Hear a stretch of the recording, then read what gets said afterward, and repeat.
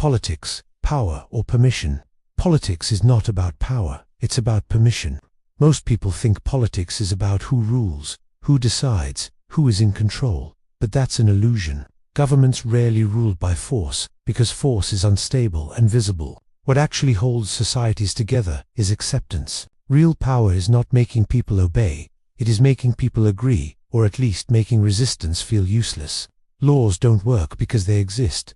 They work because most people behave as if they are normal. The moment cooperation disappears, systems collapse faster than expected. This is why modern politics is slow and indirect. Change is never imposed all at once. It is introduced gradually. First, an idea is unthinkable, then controversial, then acceptable, then normal. By the time it becomes law, most people no longer remember why it once felt impossible. They adapt, not because they were convinced, but because resisting feels exhausting. Politicians do not control reality. They manage expectations. Their real power is deciding which problems are discussed and which are postponed. What feels urgent receives attention. What feels complex disappears. Many political failures are not accidents. They are delays. When enough time passes, frustration becomes normal, and normal becomes acceptable. Elections are often misunderstood.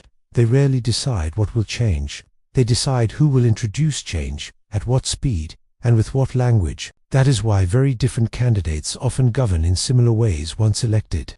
The structure remains, only the style changes. This is also why protests frighten power. Not because of violence, but because protests withdraw permission. They break the illusion of agreement and remind institutions that legitimacy depends on perception, not force. Media plays a central role here. It doesn't tell people what to think, it tells them what to focus on. Attention is political currency. When something feels normal, questioning it feels extreme. Silence becomes consent. Many decisions today are not made where people vote.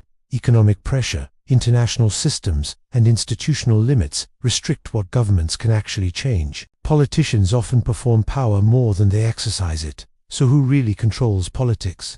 Not presidents, not parliaments. Power lives in systems, incentives, and beliefs. The real battlefield is the collective mind. What people accept, what they tolerate, what they stop questioning. When you understand this, you stop asking who is in charge. You start watching patterns, and you begin asking a more dangerous question. What are we slowly being trained to accept, and what will feel normal tomorrow that would shock us today?